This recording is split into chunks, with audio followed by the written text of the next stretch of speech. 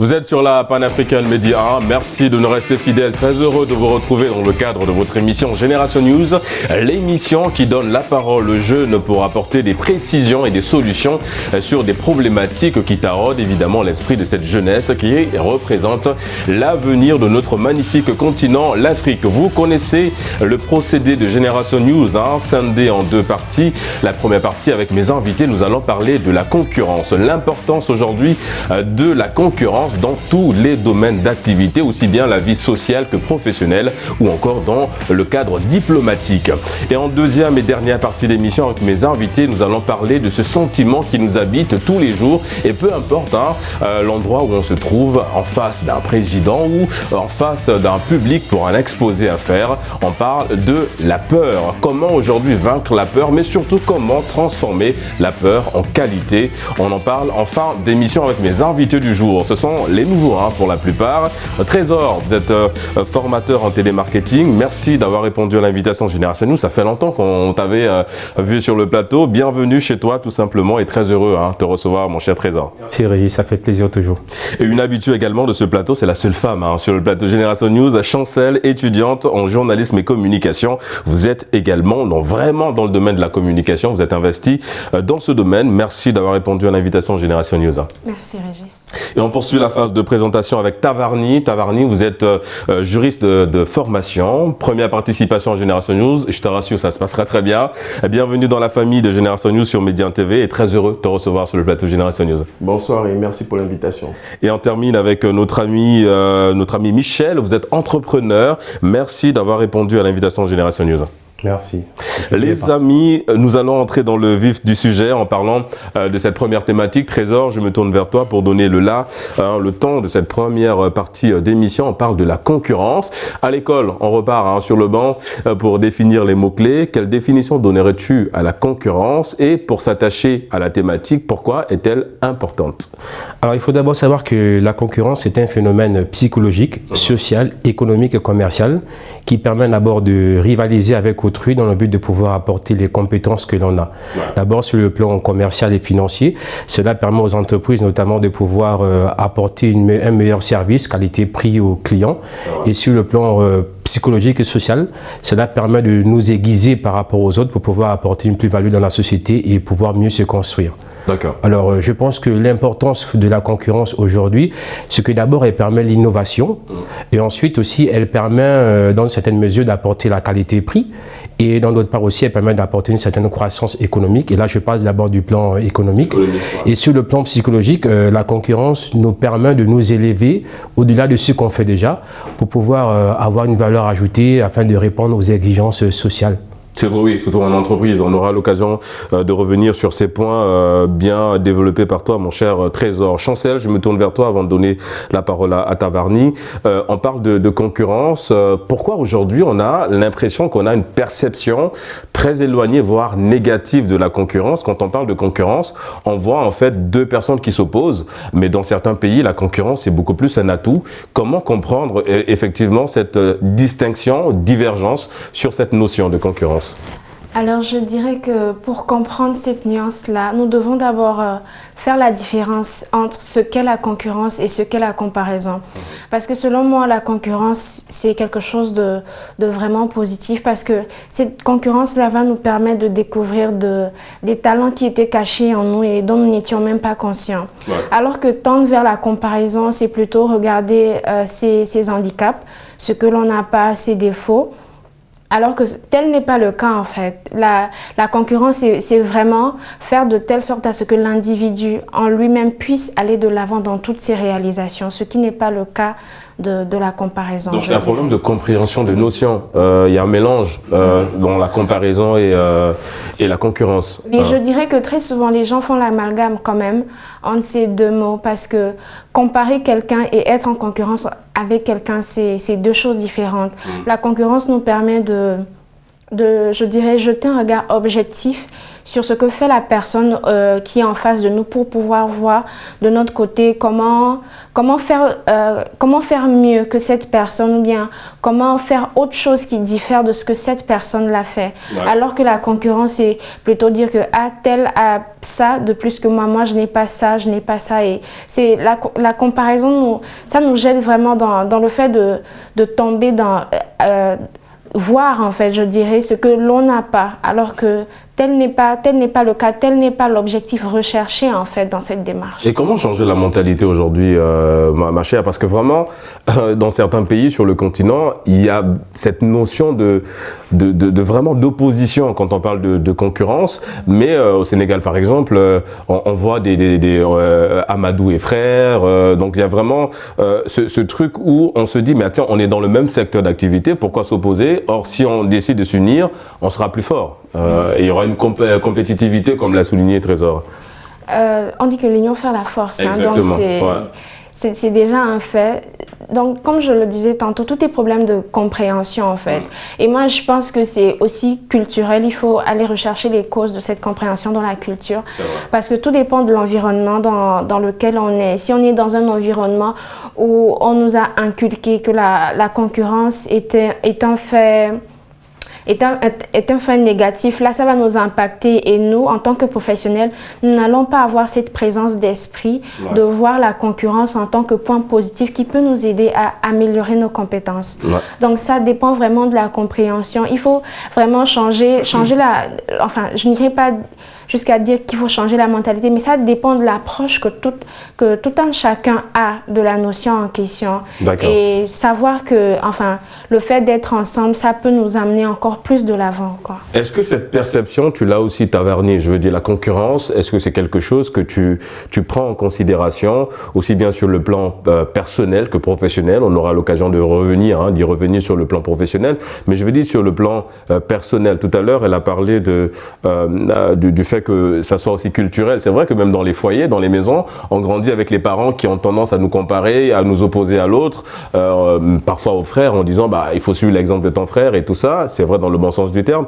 Mais je veux dire, est-ce que toi, la concurrence, c'est quelque chose que tu considères dans tous les domaines d'activité, mais personnellement, dans ton cercle fermé, est-ce que c'est quelque chose que tu mets en avant? Exactement, parce qu'il faut se dire les choses. La concurrence, elle est toujours importante lorsqu'elle permet une certaine émulation, elle permet de révéler des intelligences, elle permet de sortir de sa zone de confort, parce que l'absence de concurrence détruit l'intelligence. Et aujourd'hui, comme lorsque vous regardez nos sociétés, elles ont été construites autour de cet esprit.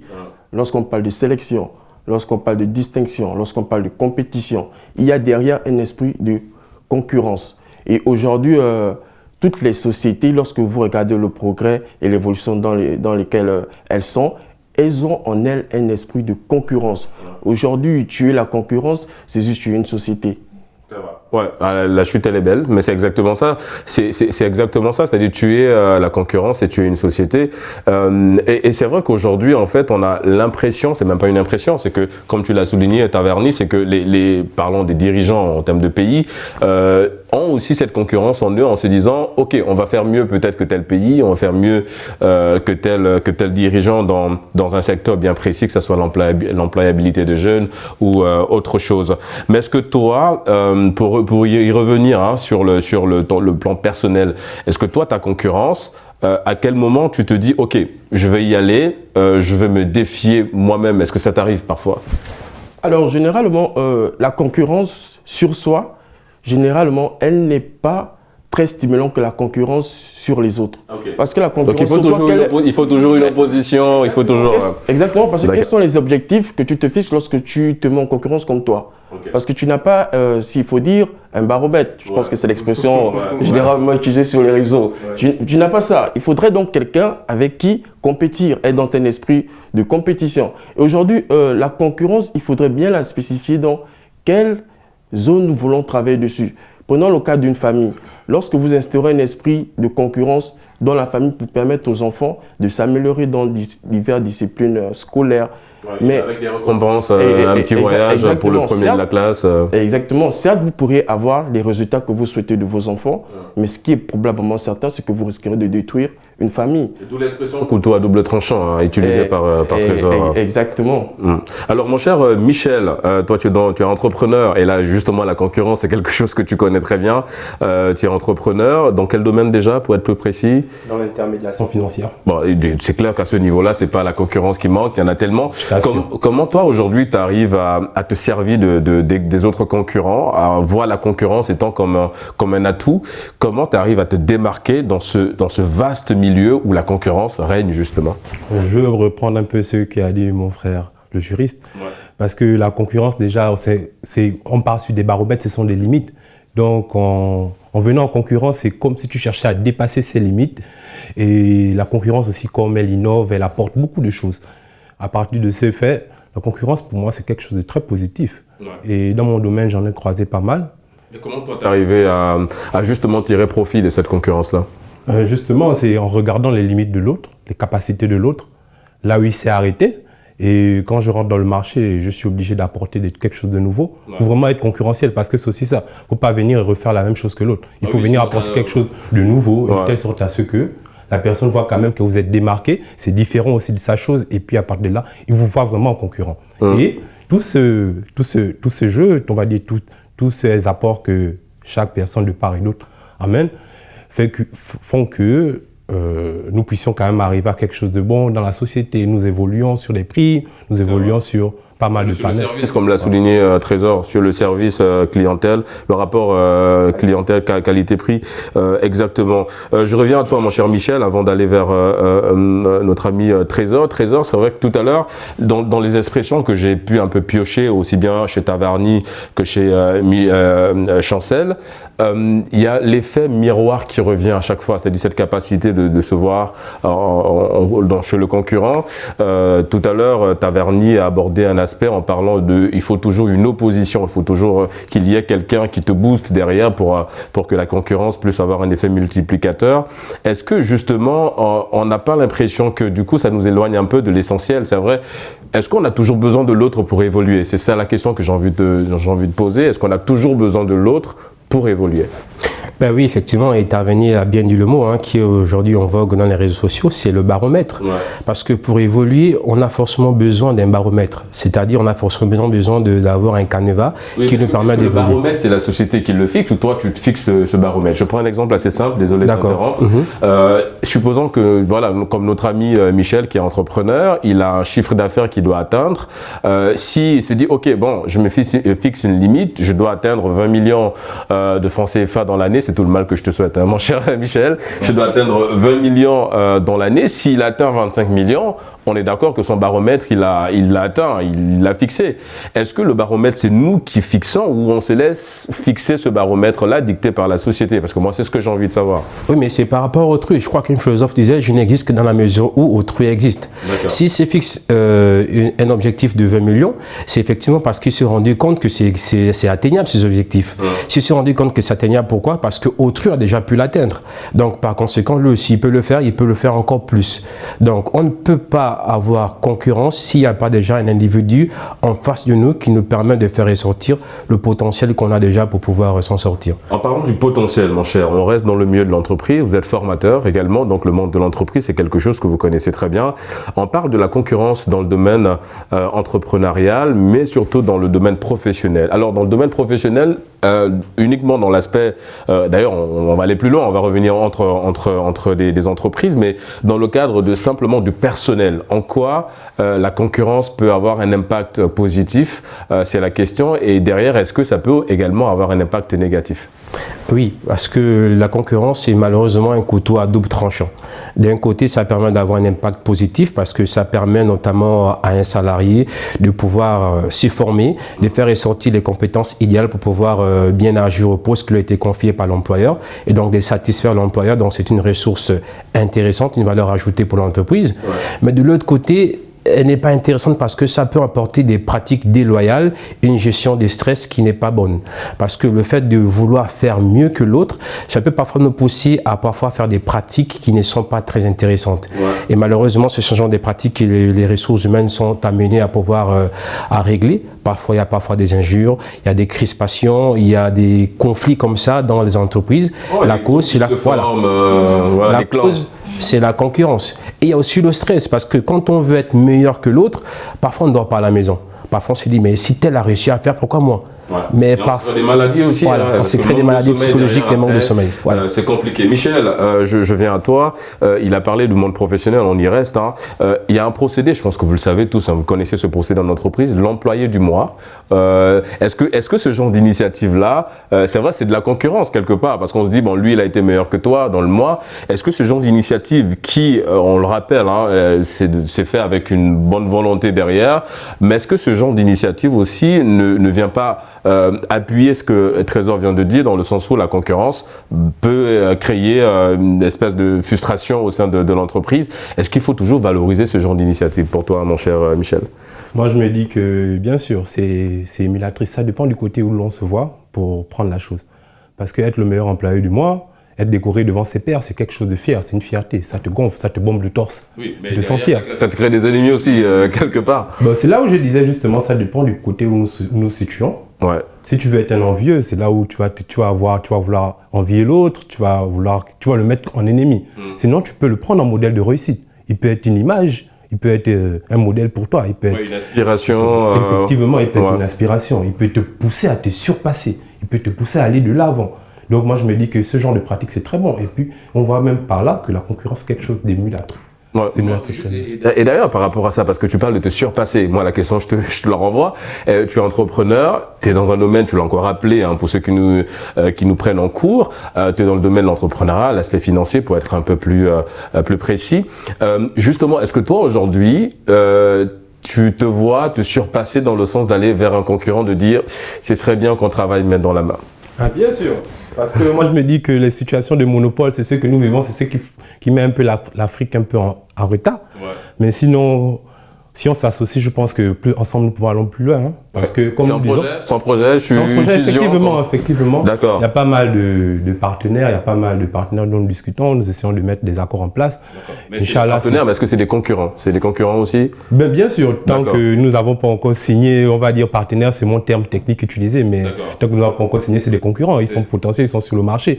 Ils prennent une part du marché. Donc, au lieu de venir, qu'on s'entretue, les petits poissons, essayons de se mettre ensemble pour devenir une baleine, je vais dire. Une baleine, justement. Oui, vas-y. Venir sur ce que disait Michel, je ne suis pas tout à fait d'accord que les concurrences doivent travailler ensemble, parce qu'en fait, ça ne permettra pas de mieux servir les clients. Parce qu'en fait, là, il n'y aura pas un choix pour les consommateurs. Là, tout le monde pourra s'entendre, s'aligner sur une même chose, ce qui fait que les consommateurs n'auront pas le choix des prix, le choix des qualités. Sur le plan international, par exemple, supposons que vous êtes dans le domaine laitier, si vous mettez un produit laitier, sachant que l'autre côté, notre ami nous dit que les produits laitiers sont nos amis pour la vie, il faut les concurrencer. Et derrière, s'ils viennent sur le continent, par exemple, si vous êtes solidaire, on est d'accord que ça va un peu plus loin. Oui. Enfin, je ne suis pas l'avocat de Michel, il se défend très bien, mais je pense que c'est peut-être dans ce sens qu'il a voulu aborder le point. Je ne pense pas que se mettre ensemble crée un problème. Ça, c'est peut-être si nous voulons aller dans une situation de monopole. Ce n'est pas du tout ma démarche. Nous cherchons à être des leaders. Voilà. Des leaders sur un marché, des leaders. Donc je me dis qu'une association, c'est toujours bénéfique que de s'entretuer. La concurrence, mon cher Tavarny, revenant un peu dans le cercle familial, parce que là-bas aussi les concurrences se créent. Parfois la concurrence commence à naître là-bas. Est-ce que c'est quelque chose que avec papa ou avec maman ou avec des frères et sœurs, vous avez eu à éponger, c'est-à-dire de se dire pas de concurrence entre nous, on gagnerait tous à être solidaires, on gagnerait tous à avancer dans le même sens? Exactement, parce qu'il faut se dire les choses.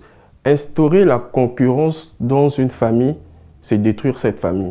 Parce que mais alors on a des parents qui le font, malheureusement. Oui, mais c'est l'erreur qu'il ne faut pas commettre, parce que la concurrence n'admet pas la collégialité, n'admet pas être ensemble, travailler ensemble. Parce que qui prime, en fait. Exactement, il y a cet esprit de compétition, d'être le premier, d'être le mieux vu, d'être le plus beau, d'être l'enfant le plus respectueux. Et généralement, quitte à même haïr ses frères, détester. Et lorsque vous apprenez que votre frère a gagné un diplôme ou bien voilà, a trouvé du travail et vous n'avez pas encore, ça crée tout de suite. Que même les parents, sans le savoir, renforcent cette idée-là, en fait. Oui, exactement. Et c'est l'erreur que font nos parents parce qu'ils veulent nous mettre dans un esprit de motivation à faire mieux. Mais pour cela, ils utilisent la concurrence, nous mettre en compétition.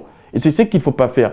Mais je ne vais pas fuir l'aspect familial, mais je vais essayer de donner un peu un point de vue sur le secteur d'entreprise. Exactement, parce que moi, je crois à la concurrence. Je crois à la compétition. Parce qu'aujourd'hui, s'il faut regarder au Gabon, d'où je suis originaire, une société qui est chargée de la production et l'approvisionnement en énergie, aujourd'hui, j'ai lu tout récemment qu'elle a décidé de faire un turnover sur l'approvisionnement en électricité. Mais un planning de délestage. Exactement. D'où vous verrez dans un pays où il y a une certaine concurrence, compétition, une entreprise se permet cela.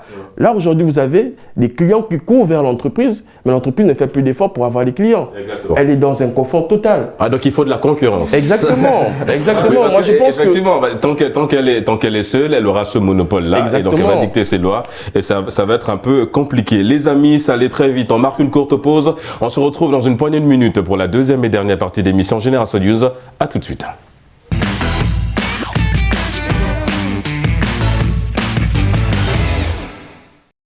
De retour sur le plateau de Génération News pour la deuxième et dernière partie d'émission. En introduction, je vous l'annonçais, on va pour cette deuxième partie d'émission parler de la peur. Comment transformer ce sentiment noir qui nous habite, comment transformer ce sentiment en un outil positif qui va nous aider à aller plus loin. Tarvani, je me tourne vers toi justement et la question que j'ai envie de te poser, c'est de quoi as-tu peur concrètement, mon cher? Alors, tout simplement de l'incertitude. J'ai peur de l'ignorance parce qu'il faudrait dire que la peur est un sentiment normal. La peur est en nous. On a toujours peur à un moment devant une situation, devant un moment compliqué, on a toujours peur. Après, la grande question derrière ça, c'est comment vaincre sa peur? Faut-il l'affronter? Faut-il fuir? Mais dans les travaux d'un grand écrivain, Dale Carnegie, dans lequel il parle de comment parler en public, il aborde ce terme dans lequel il dit, pour vaincre sa peur, il faut commencer à pratiquer ce dont on a peur. Dans quoi je veux m'investir, dans quoi je veux soigner. Si j'ai peur de m'exprimer en public, si j'ai peur d'aborder une fille en route, identifier sa peur. Exactement, identifier déjà quelles sont les peurs les plus que j'aimerais travailler. Et à partir de là, essayer de travailler ça en pratiquant, en s'exerçant. Et c'est le moyen le plus efficace de lutter contre ces peurs. Est-ce qu'en venant participer à cette émission, parce que je rappelle, c'est ta première participation en Génération News, sûrement ta première expérience télé aussi, tu nous diras, est-ce que tu as eu des doutes à un moment donné? Est-ce que la peur t'a animé à l'idée de participer à Génération News, par exemple? Exactement, et c'est comme vous l'avez rappelé, c'est ma première émission. Et c'est sûr que lorsque j'ai appris que demain j'étais invité à une émission des jeunes, tout de suite je me suis dit, mais qu'est-ce que j'irais bien dire là-bas? Le doute. Exactement. On se pose plusieurs questions. Est-ce qu'on est assez compétent? Est-ce qu'on a assez qualité outillée de pouvoir s'exprimer, de dire ce que l'on pense sur certains sujets? Là, il y a un certain titillement en soi qui révèle bien la peur que l'on a sur ce qu'on ne connaît pas. Et c'est ce truc naturel qu'il faudrait combattre par l'exercice. Et je pense que j'espère que... Tu l'as combattu. J'espère. Tu as eu quelques heures. Non, mais tu étais sur le plateau aujourd'hui. Le fait de t'être déplacé déjà, je pense que tu as gagné. Il y a une victoire déjà. Mais je te rassure, tout se passe bien. Tu gères très bien. Donc, tu as bien fait de combattre cette peur et de justement nous rejoindre sur ce plateau de Génération News. Ma chère Chancel, on parle de la peur. Et ce qui est bien, parce que dans l'argumentaire de notre ami Tarvani, il a souligné plusieurs points assez cruciaux. Et le point que moi j'aimerais soulever et mettre en altitude, c'est notamment quand il parle de se surpasser, de faire un choix entre aller vers sa peur ou tout simplement l'ignorer. Mais est-ce que le fait d'avoir peur, c'est quelque part aussi s'interdire de? Alors moi je dirais que la peur avant tout c'est un sentiment humain. La peur montre vraiment notre humanité, notre faiblesse à certaines situations parce que l'homme ne peut pas tout prévoir, ne peut pas tout anticiper non plus. Donc je dirais que avoir peur de quelque chose, ne veut pas forcément dire s'interdire cette chose. Ça dépend de la mentalité de la personne, de la compréhension que cette personne a de cette peur. Parce que personnellement, je dirais que quand j'ai peur de quelque chose, d'abord, je reste figée. Ça montre à quel point ce que je vais entreprendre est important. Généralement, j'ai peur quand ma vie doit prendre un certain tournant, où il y a une décision qui va vraiment venir. L'incertitude, comme l'a dit Tarvani. Ouais. Exactement, il y a l'incertitude. Et aussi, il y a le manque de confiance en soi aussi, qui peut des fois nourrir la peur. Quand on pense qu'on n'est pas assez à la hauteur pour entreprendre telle ou telle chose, il y a la peur qui peut s'installer. Mais ça ne veut pas dire forcément s'interdire de faire des choses. Il faut juste avoir un regard rétrospectif, hein. Regarder en arrière pour voir, si j'ai pu accomplir telle chose, ce n'est pas cette chose-là que je ne pourrais pas accomplir. Et ça vient nous donner une motivation de se lever, même avec cette peur-là, afin de la franchir, afin de la briser, quoi. Parce que ça, en la brisant, on en sort beaucoup plus fort. Et des fois, on ne peut même pas imaginer qu'on aurait pu atteindre ce niveau, qu'on aurait pu dominer cette peur-là, je dirais. C'est vrai. Trésor, est-ce que la peur, c'est nous-mêmes qui la créons quelque part? Je vais dire, à partir du moment où on se pose énormément de questions, comme ça a été le cas pour Tarvani avant de venir sur Génération News, est-ce que c'est pas nous-mêmes qui créons ce conditionnement-là, cette situation-là, ce sentiment de peur, même si c'est inné, mais est-ce que c'est pas nous qui renforçons un petit peu cette peur? Oui, effectivement, parce qu'il y a différents types de peurs. Il y a des peurs instinctives, il y a des peurs qui sont anticipées. Ouais, c'est vrai, parce que quand tu vas dans un couloir et que tout est noir, l'instinct te dit fais attention. Voilà, et il y a des peurs qui sont conditionnées. Conditionnées parce que peut-être qu'on a été mordu par un serpent et que par conséquent, par expérience, tous les serpents qu'on va voir, on va se rendre compte que ce sont des potentiels mordeurs. Ouais, même si tu vois une corde, si tu vois une corde au sol, tu vas tout de suite avoir peur. Effectivement. Et donc pour cela, pour que ça se transforme en force positive, comme l'avait dit Tarvani, il faut d'abord le reconnaître, parce que si on ne reconnaît pas qu'on a peur, ben comment est-ce qu'on pourra trouver la solution pour pouvoir affronter cela? Ainsi on reconnaît, ainsi on accepte, ensuite on trouve des moyens pour pouvoir s'affranchir de cette peur-là. D'accord. Et toi, comment tu arrives à justement t'affranchir de cette peur? Est-ce que tu as toujours peur aussi? Parce que c'est la question que je pose, que j'ai posée à Tarvani. Est-ce que tu as toujours peur aujourd'hui? Et comment tu arrives à dompter ça? C'est vrai que tout à l'heure, Tarvani a dit il faut y aller vers cette peur. Oui, mais y aller comment? Avec quel outil pour y aller? Alors, moi, oui, comme tous les êtres humains, j'aime la peur. Pourquoi? Parce que j'aime pas seulement peur, mais j'aime la peur. Parce que ça me permet de... Oui. Parce que j'aime beaucoup les défis. J'aime me surpasser et la peur, c'est l'occasion de pouvoir me surpasser. Alors, le meilleur moyen de pouvoir affronter sa peur, c'est surtout de se former. Parce que lorsqu'on se forme pour affronter une peur, c'est l'idéal. Si aujourd'hui, je ne sais pas faire une solution sur quelque chose, en ayant me former sur le domaine, ça me permettra de pouvoir trouver la solution. Et hormis se former, il faut aussi trouver conseil auprès des gens-là qui ont déjà réussi à affronter cette peur-là.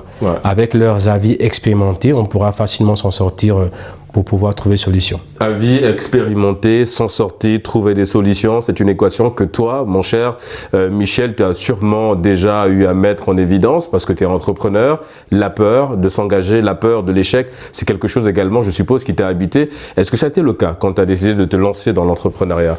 Effectivement, dans l'entrepreneuriat, j'ai été miné par cette peur dans mes débuts. Parce que vous imaginez un peu mettre des fonds, aller sur quelque chose, et puis imaginer que tu ne vas pas avoir les résultats adéquats, forcément ça fait une boule dans le ventre. Mais comme tout entrepreneur, j'ai dû franchir le pas, parce que déjà même, vous savez, la peur c'est le début de quelque chose. La peur, comme disait même Doug Saga, Doucouré Stéphane, que sans un homme qui n'a pas peur, il n'a pas le courage. Donc c'est de ce pas, j'emboîte. Malgré ma peur, j'essaie d'aller quelque part, j'essaie d'avancer, j'essaie d'aller de l'avant. Est-ce que cette peur, à un moment donné, t'as dit stop, c'est bon, on arrête, on a essayé, ça n'a pas marché, et que tu t'as commencé à te dire à un moment il faut y aller. Est-ce qu'il y a eu des doutes au moment où tu t'es lancé? Potentiellement les clients, la clientèle n'était pas là, beaucoup peut-être ne comprenaient pas un peu ta stratégie de communication. C'est des exemples que je cite comme ça, mais est-ce qu'à un moment donné, tu as commencé à avoir ce doute-là, l'incertitude, comme l'a souligné Tarvani? Est-ce que ça a commencé à t'habiter au point où tu t'es dit je pense que ce serait bien que je m'arrête là? Effectivement, vous savez, quand on lance une activité, tout ne se passe jamais comme on l'a prévu, comme dans nos têtes, jamais. Ça ne se passe jamais, il y a toujours des nouveaux trucs, des péripéties, des éléments qui n'ont pas été pris en compte, qu'il fallait retrouver sur le tas. Ouais. Donc, malgré ça, je me suis dit, bon, c'est des dépassements, hein, il faut faire un dépassement de soi. J'ai eu ces difficultés, mais je ne me suis pas laissé abattre. Je me suis relevé. Et puis... Il est venu d'où ce courage? Je veux dire, du cercle familial, des amis. Il est venu d'où ce courage? C'est plus en pratiquant. Vous savez, quelque chose que vous ne connaissez pas. Généralement, la peur vient de l'inconnu. Hein. Les choses, nous n'avons pas notion. C'est vrai. Mais à force de pratiquer, ce doute, il finit par s'éteindre. Oui, c'est là la question aussi que j'ai envie de te poser, Chancel, avant de revenir à notre ami Michel. Parce que j'ai l'impression que depuis qu'on parle, on fait un lien systématique entre la peur et le doute. Est-ce que c'est deux notions qui se rejoignent ou bien c'est deux notions qui sont l'un impactées par l'autre? Je pense que ce sont deux notions qui se nourrissent. Hein. D'accord. Parce que quand on doute de quelque chose, on peut tendre à la peur. Et quand il y a la peur qui s'installe, ça peut nous emmener à poser des questions qui n'ont même pas lieu d'être. C'est vrai. Donc je me dis que ce sont deux notions qui sont liées. Mais il faut vraiment avoir confiance en soi. D'abord, déjà qu'on a confiance en soi, même si le sentiment de peur peut s'installer au début. Par la suite, quand on y pense, on dit que non, avec tout ce que j'ai pu accomplir de par le passé, cette situation, je vais la surmonter. Ouais. Donc c'est vraiment ça en fait. Parce que personne ne peut lutter contre le sentiment de peur. Parce que tout le monde dans cette vie, ne serait-ce qu'une fois, a déjà eu peur. Même l'homme le plus fort, quand son enfant est malade ou bien quand Ouais. Quand il échappe à un accident ou bien quand il y a une situation vraiment malheureuse qu'il a traversée, je pense que tout être humain est déjà passé par le sentiment de peur. C'est déjà de ne pas faiblir sous le poids de cette peur. Mais même quand on a peur, au moins de rester tétanisé. Là, on peut rester sur place, mais pas s'écrouler, je dirais. Pas de reculer, comme on dit. Alors, c'est vrai qu'on a des phrases comme ça qui viennent un peu nous réveiller de l'intérieur. On nous dit le meilleur moyen d'arrêter, c'est de ne jamais commencer. On nous dit souvent, oui, tout ce qui te fera grandir dans la vie te fera toujours peur. Maintenant, c'est à toi de faire le choix. Soit tu acceptes de grandir, soit tu restes dans la peur. Et je pense que notre ami Michel a fait le choix de grandir en se lançant dans le domaine de l'entrepreneuriat.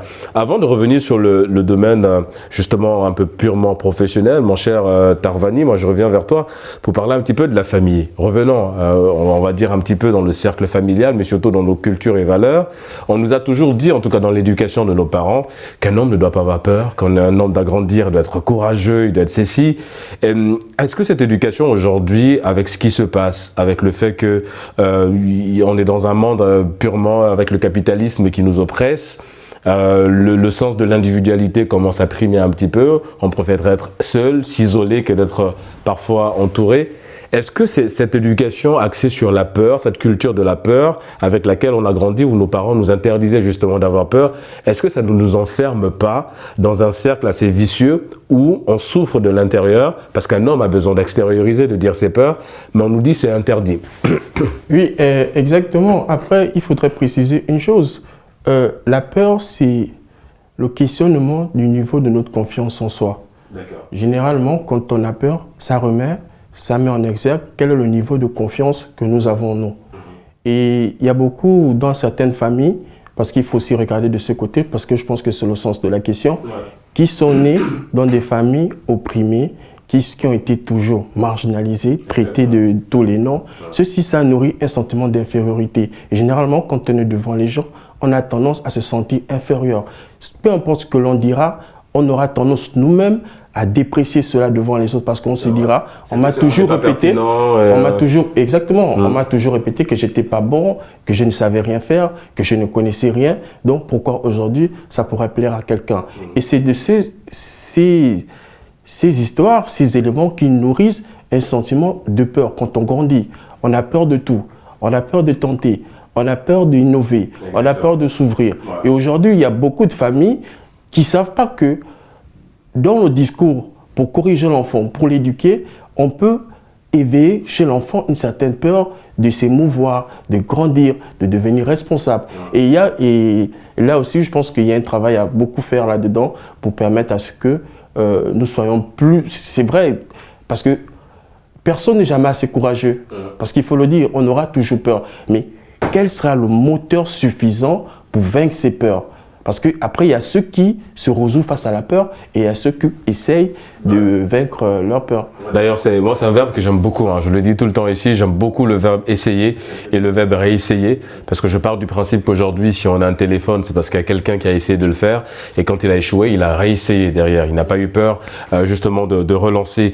On parle aujourd'hui des coachs en développement personnel, on parle des psychologues, on parle des coachs. Il y a l'avènement, justement, de ces nouveaux profils, aussi bien sur les réseaux sociaux que de façon présentielle. Est-ce que comment ces professionnels-là, mon cher Trésor, nous aident à se sentir mieux, mais surtout à considérer la peur comme étant un outil essentiel et pas comme un défaut, à l'idée de ce que tu viens de dire. Toi, la peur, tu l'aimes. Comment aujourd'hui aimer la peur? Comment s'outiller et comment ces professionnels arrivent à nous galvaniser et apprécier la peur? Mais parce que d'abord, la peur qui était un sentiment, une émotion universelle nous rappelle d'abord une chose, c'est que nous sommes pleinement humains. Ouais. Et en tant qu'humains, nous avons des limites et que notre vie, elle est unique et que par conséquent, comme on n'est pas omnipotent, il faut se former pour pouvoir parvenir à atteindre un objectif. Et d'où l'intérêt et l'enjeu de pouvoir avoir des coachs qui puissent nous aider pour parvenir à atteindre ces objectifs parce que eux, ils ont déjà des outils, ils ont une formation adaptée pour nous permettre de sortir de notre zone de confort, pour pouvoir aller pour pouvoir sortir de notre zone de confort, pour pouvoir atteindre les objectifs dont nous avons du mal à nous atteindre parce que simplement nous avons peur. Donc je crois que c'est tout l'enjeu pour eux aujourd'hui. Est-ce que c'est des personnes que toi tu suis, mon cher Michel? Je pense qu'aujourd'hui, quand on est entrepreneur, on a besoin aussi de se faire entourer de ce genre de profil. Est-ce que tu te sens à l'aise à l'idée de consulter ces spécialistes ou toi, tu fais confiance à Michel, tu fais confiance à Michel, le Michel en toi, celui-là qui t'a dit « Ok, on y va dans l'entrepreneuriat » et celui qui continue à te dire « On va y arriver ». C'est vrai que je me fais confiance et que j'ai une grande confiance en ma personne, mais je ne suis pas détenteur de la science infuse. On apprend toujours des autres. Et puis, vous savez, les coachs, ce sont des motivations. Parfois, tu as besoin que quelqu'un te souffle un peu quelque chose pour te rappeler tes objectifs, pour te permettre d'un peu te bouger, parce que parfois, on a la stagnation. Nous sommes là, on stagne sur des projets, sur pas mal de trucs. Absence de vision, on ne sait plus où aller, exactement. Et ces personnes-là sont là, ils font du très bon travail, ils font du dépassement de personnes, ils font, on va dire, ils enlèvent quelqu'un de zéro et ils peuvent le transformer en héros parce que c'est ça un peu. Ce sont des boosters de personnalité. Moi, je pense que je n'ai rien contre ces personnes. Moi, chacun fait son truc. Le plus important, c'est qu'on se croise au paradis.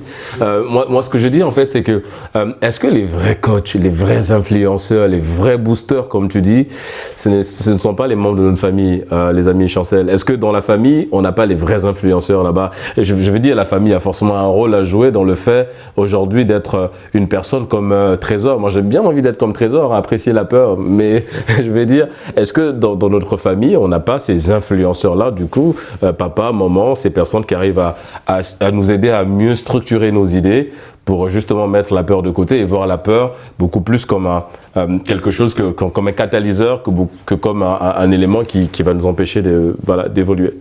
C'est vrai que l'environnement est très déterminant dans la construction d'une personne, surtout sur le plan mental et intellectuel.